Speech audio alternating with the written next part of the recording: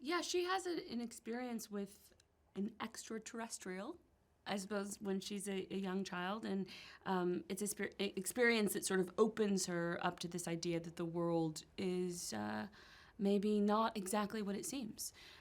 That they live among us, and she gets a glimpse of this organization. These two men in black appear at her home, and she sort of spends the rest of her life seeking out that organization, because now that she has this information that nobody else has, her parents were neuralized, they don't remember, it's really isolating. And so in some ways, the only place where she could be at home is inside of an organization that also has the same information about the universe that she now does. At this point in the film, he's quite accomplished in his universe saving and so on, and so he has an extra unhealthy dose of sort of ego and, you know, his sort of position and all this, and kind of works alone, doesn't need a partner, so on. Meets her, and he's like, oh, yeah, cool, you know, hello, just think you're a young rookie, yep, no worries, and she ends up accompanying him on a mission, which he's sort of like, oh, what the hell, why not? And I think really kind of enjoys her company, thinks she's fun and so on. And then their sort of vastly different approaches to the work and their values and what they're doing and so on become apparent, and there's some healthy tension there, and then they start sort of butting heads. But you know, there really is what I loved about it, a big learning curve for the two of them. I think, you know, there's for my character anyway, quite a sort of moment of self-discovery, and she sort of says, look a little deeper because I think you're missing or avoiding something, some bigger truth, and so they really kind of complement each other in that way, and yeah, it's cool. My favorite thing, one of my favorite things about Chris, is you'll get into an improvisation and he likes to push it to the point where we then worry we'll never be hired again. Yeah, he often kind of reins me in, you know, and I would think part of creation is destruction at times. So yeah, that's true. Actually, you need to wreck some stuff, and no, that is kind of sort of my process. I think I do want to kind of really just go all over, and then kind of feel, okay, that's probably the boundaries and so on. Pretty unfair sometimes for Tessa if she's like, what the hell are you doing, Chris?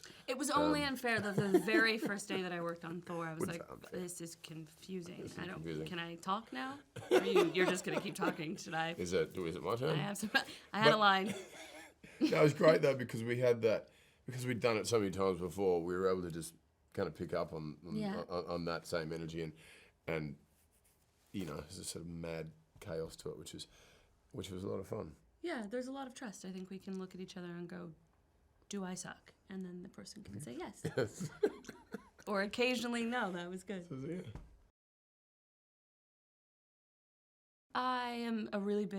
I'm a huge fan of hers, so I was very nervous her first day, and I had a 40-minute commute to get to work, and I was sort of steeling myself for the journey and then fell asleep.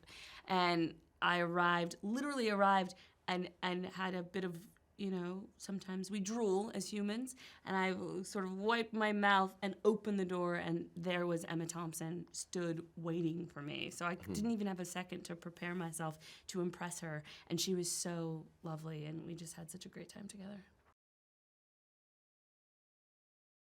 You felt like a working holiday? It did. It was part of the appeal, or one of the strengths in making this different, not feel like we were mimicking what had been done before. It just to aesthetically give it a different tone and feel, just by going to different countries, in London and Italy and Morocco and Paris and New York, informs a sort of different attitude within the characters too. You know, you do react within your environment to the environment, and certainly, you know, when we've come from London in the back lot of the studio, and all of a sudden we're in Italy on the coastline, there's a whole different energy. You know? And I love that, and it's just one of the sort of, you know, wonderful things about being an actor is being able to sort of globe trot around the place and have someone else pay for it. True. I did so much shopping in Morocco. Every time they would call cut, I would like run, because we were essentially shooting where you shop in the Medina, so I got a lot of things. How'd you get that back into the country? You know, the little form Shipped you have to fill out, and you're like, Do you have any wood or leather or da da da da? Yeah, they shipped You it were for like, me. no. They shipped it for me. Did You they? went shopping too. You remember? I know, and I got arrested at the border security for. That wasn't for shopping. That wasn't for that, no.